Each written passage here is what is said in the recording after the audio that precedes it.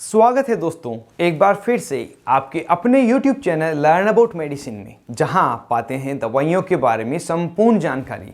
दोस्तों, मुझे खुशी है कि आपने इस वीडियो को देखने के लिए अपनी रुचि दिखाई। यह वीडियो गर्भवती महिलाओं तथा उनके परिजनों के लिए बहुत ही महत्वपूर्ण होने वाला है। आप अच्छी तरह से जानते हैं कि प्रेगनेंसी में कोई भी दवा ऐसे ही नहीं दी जाती, सिर्फ डॉक्टर की सलाह पर ही दी जाती। परंतु आपको यह बात भी ध्यान रखनी होगी कि प्रेगनेंसी प्लान करते समय तथा प्रेगनेंसी कंसीव होने के बाद जो दवाइयाँ रेगुलरली महिला को चल रही है, उनके बारे में भी एक बार डॉक्टर को ज़रूर से बताएं, जिससे कि जो आवश्यक दवाइयाँ हैं, जो सुरक्षित दवाइयाँ हैं, महिला को दी जाए तथा जो नुकसान करने वाली दवाइयाँ हैं उनको बदला जाए या बंद कर दिया जाए। हालांकि दवाइयाँ बिना प्रेगनेंसी तो फ़ायदा ही करती है, लेकिन प्रेगनेंसी में कुछ नुकसान कर देती है। यहाँ पर हम ऐसी ही कुछ दवाओं के बारे में जान रहे हैं जिन्हें नियमित तौर पर लंबे समय तक दिया जाता है, परंतु प्रेगनेंसी में लेने पर यह पेट में पल रहे बच्चे को कई अलग अलग तरह के नुकसान कर सकती है और यह नुकसान इरिवर्सिबल होते हैं। मतलब उस गलती का खामियाजा बच्चे को ज़िंदगी भर भुगतना पड़ेगा। तो वीडियो को ध्यान से देखें और दवाइयों को भी नोट कर लें। इन दवाओं को हम एक एक करके जान लेते हैं। सबसे पहले जिसके बारे में हम जान रहे हैं वह कोई दवा नहीं है, वह है शराब। जी हाँ दोस्तों, अल्कोहल। प्रेगनेंसी में अल्कोहल का सेवन कभी भी नहीं करना चाहिए, और अगर कोई महिला अल्कोहल का सेवन करती है तो पेट में पल रहे बच्चे का IQ लेवल कम रहता है, उसकी प्रॉपर ग्रोथ नहीं होगी, साथ ही हार्ट में डिफेक्ट हो सकता है, फेशियल डिफेक्ट भी देखने के लिए मिल सकते हैं। तो इस कारण से प्रेगनेंसी में महिला कभी भी शराब का सेवन नहीं करें। अब कुछ दवाइयों के बारे में जान लेते हैं, जैसे कि ACE इनहिबिटर, जिन्हें हम ब्लड प्रेशर की दवाइयाँ भी कहते हैं। ये ब्लड प्रेशर को नॉर्मल करने के लिए दी जाती है।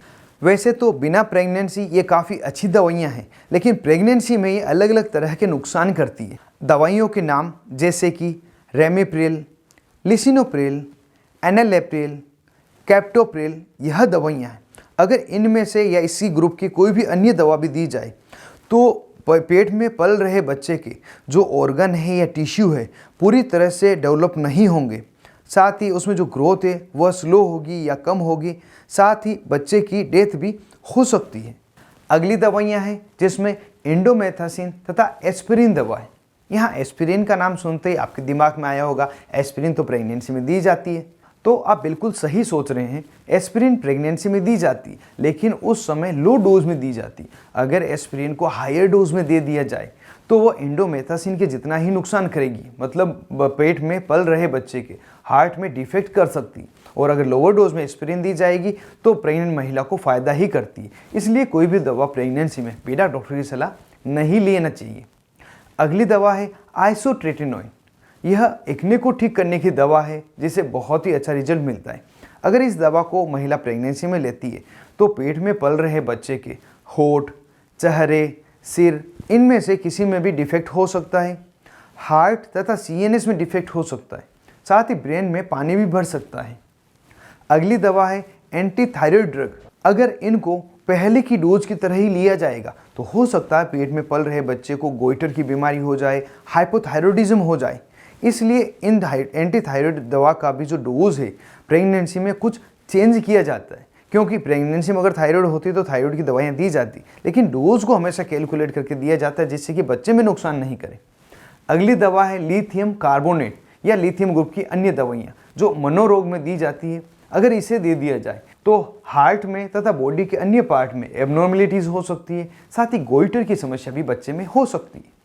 अगली दवा है सोडियम वेल्पोरेट, जो ज़्यादातर एपिलेप्सी के मरीज को दी जाती है, मनोरोगी को दी ही जाती है।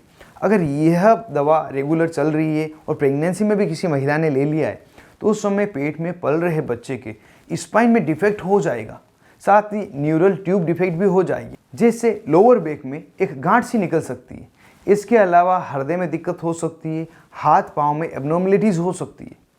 अगली दवा है कार्बामाजेपिन दवा। अगर इसको लेते हैं तो बच्चे की जो न्यूरल ट्यूब है उसमें तो डिफेक्ट होता ही होता है, साथ ही बच्चे में साइकोलॉजिकल डिसऑर्डर भी डेवलप हो जाते हैं। अगली दवा है फिनोबार्बिटोन। इस दवा को लेने पर बच्चे में अलग अलग तरह की माल फॉर्मेशंस होती है, मतलब बॉडी में अलग अलग तरह की एक्स्ट्रा ग्रोथ हो जाएगी। या तो गले में सूजन आ जाएगी, सिर एक तरफ से बड़ा हो जाएगा, पूरा शरीर एक तरफ से बड़ा हो जाएगा। इस तरह की दिक्कत हो जाती है जब फिनोबार्बिटोन दवाइयाँ ले ली जाती है। अगली दवा है फिनाइटोइन। यह मिर्गी में दी जाने वाली दवा है और हमने जो कंटिन्यू 4 दवाइयों को जाना है, सोडियम वेल्पोरेट, कार्बामाजेपिन, फिनोबार्बिटोन, फिनाइटोइन, यह सभी मानसिक रोगियों को दी जाती है और ये रेगुलर चलती है। अगर इन्हीं में से जो फिनाइटोइन है इसको भी प्रेगनेंसी में ले लिया जाए तो बच्चे के जो हाथ पाँव की अंगुलियाँ हैं ये इम्बैलेंस रहेगी, छोटी या बड़ी हो सकती है। होठ या तलवा है वो कटा हुआ हो सकता है। सिर का आकार बहुत ही छोटा हो सकता है। इस तरह की समस्याएं फिनाइटोइन के साथ होती है। अगली दवा है टेट्रासाइक्लिन, जो एक एंटीबायोटिक दवाई है और इसके बारे में आप सभी जानते हैं। इस दवा को लेने पर बच्चे में नुकसान करती है और जो नुकसान करती है वो होती है डिसकलरेशन ऑफ टीथ। उसके दांत अलग कलर के होंगे, साथ ही हड्डियों की प्रॉपर ग्रोथ भी उसमें नहीं होगी, तो टेट्रासाइक्लिन भी नहीं दी जाती। अगली दवाइयाँ हैं कुछ हार्मोनल मेडिसिन जिसमें प्रोजेस्ट्रिन, एस्ट्रोजेंस, ये जो हार्मोन है जो रेगुलर महिलाएं लेती ही है तो उन्हें भी नहीं लेना चाहिए। अगर वह लेते हैं तो महिला में जो फीमेल चाइल्ड बर्थ होती है उसमें बहुत ही ज़्यादा सीवियर, जो अब खतरनाक समस्या कह सकते हैं, वह होती है। वो होती है फीमेल चाइल्ड के जननांगों में एबनॉर्मलिटीज़ हो जाती है जो बहुत ही ज़्यादा पीड़ा देने वाली है। तो आप ज़रूर से किसी भी प्रकार की हार्मोनल मेडिसिन ले रहे हो तो एक बार से ज़रूर से डॉक्टर से डिस्कस करें, उसके बाद ही उन्हें कंटिन्यू करें। Last but not the least, वे दवाइयाँ हैं एंटी कैंसर ड्रग, जिसमें मुख्य दवा है मीथोट्रेक्सेट। इसको रूमेटॉइड अर्थराइटिस में भी दिया जाता है, जो गठिया के रोगी हैं उनमें भी दिया जाता है। यह दवा अगर प्रेगनेंसी में दे दी जाए तो पेट में पल रहे बच्चे के तलुए या होठ में डिफेक्ट हो सकता है, उसमें कट आ सकता है, साथ ही सिर में पानी भर सकता है। इस तरह की समस्या हो सकती है अगर मीथोट्रेक्सेट टेबलेट आप प्रेगनेंसी में लेते हैं। तो यहाँ पर हमने 15 से ज़्यादा अलग अलग प्रकार की दवाओं के बारे में जाना है जिसको प्रेगनेंसी में लेने पर महिला के पेट में पल रहे बच्चे को इस प्रकार के नुकसान हो सकते हैं जो इरिवर्सिबल है। ज़िंदगी भर बच्चे को उसका खामियाजा भुगतना ही पड़ेगा। तो इन दवाओं को आप कभी भी नहीं लें। अगर ये दवाइयाँ आपको रेगुलर चल रही है और आप प्रेगनेंसी कंसीव करना चाहते हैं, प्रेगनेंसी प्लान कर रहे हैं, तो एक बार अपने डॉक्टर से ज़रूर मिल लें, जिससे कि यह दवाइयाँ नहीं देकर कोई और दवाइयाँ आपको उस बीमारी के लिए दी जा सके और आपको हेल्दी प्रेगनेंसी कंसीव हो, हेल्दी बेबी को आप जन्म दें।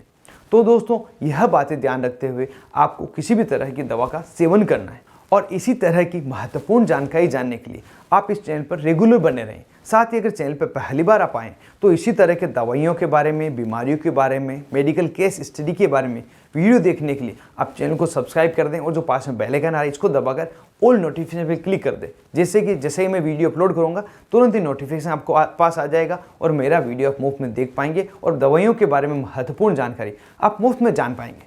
तो दोस्तों, आज के इस वीडियो में इतना ही। मिलते हैं किसी नए वीडियो में, नई दवा, नई टॉपिक के साथ में। तब तक के लिए स्वस्थ रहें और मस्त रहें।